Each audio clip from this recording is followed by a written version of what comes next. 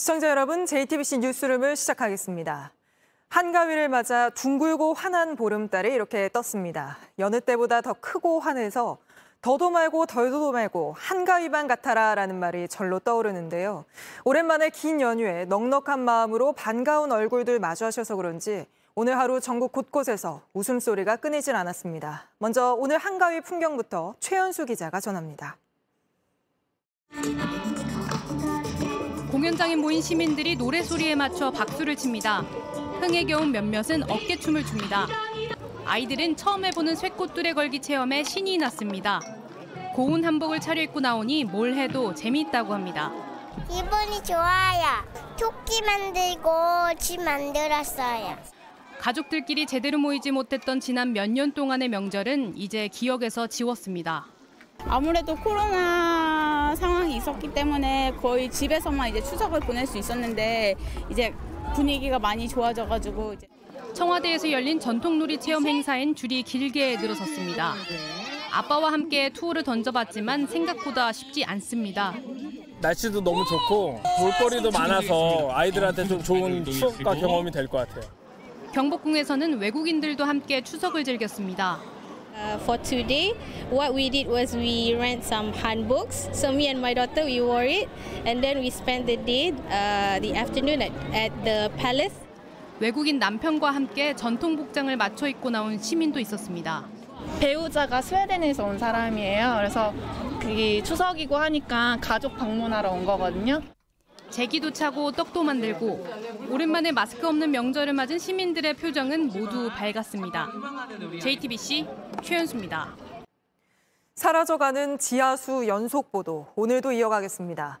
마르지 않을 줄 알았던 지하수가 고갈돼 가는 것 자체도 큰 문제인데 또 다른 차원의 문제도 생겨나고 있습니다. 지하수가 사라지면서 생겨난 빈 공간만큼 땅이 무너져 내리고 있다는 겁니다.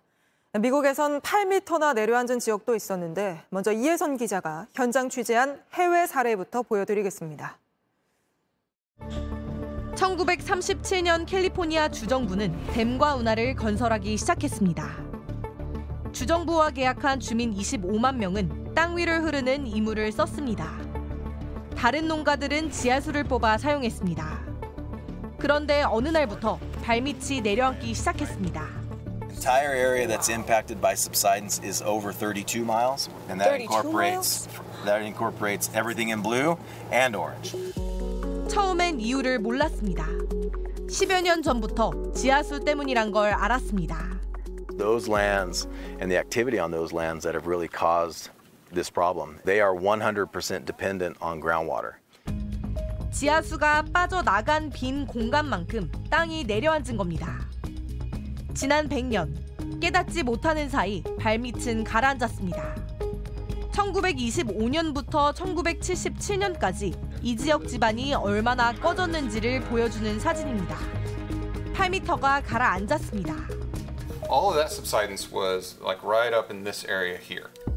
지하수를 많이 쓴 만큼 지반 침하는 심했습니다. This is extreme. This is very extreme. Oh. Yes. So this is about a foot a year, so over half a meter in 2 years. 가라앉은 지반은 운하에 흐르던 물도 멈춰 세웠습니다. 높은 지대가 꺼지면서 높낮이 차이가 사라졌기 때문입니다. 주정부는 기존 운하 바로 옆에 또 다른 운하를 만들고 있습니다.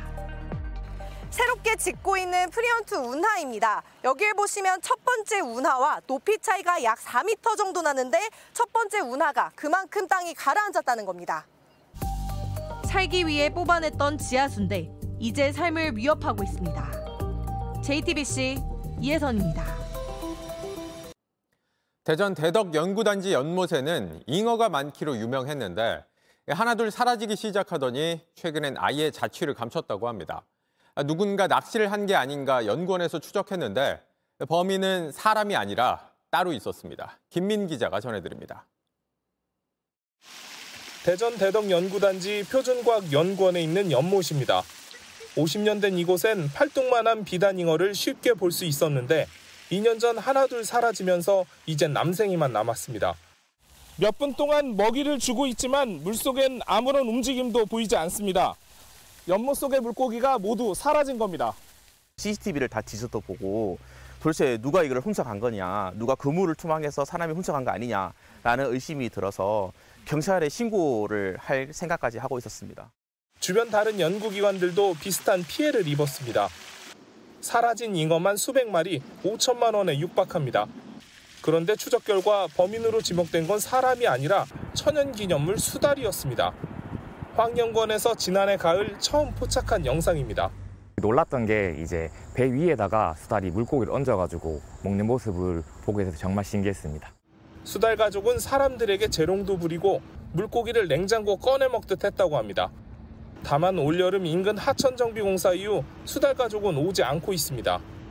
연구기관들은 수달 가족이 돌아오더라도 천연기념물이라 잡을 수 없기 때문에 난감하다는 입장입니다.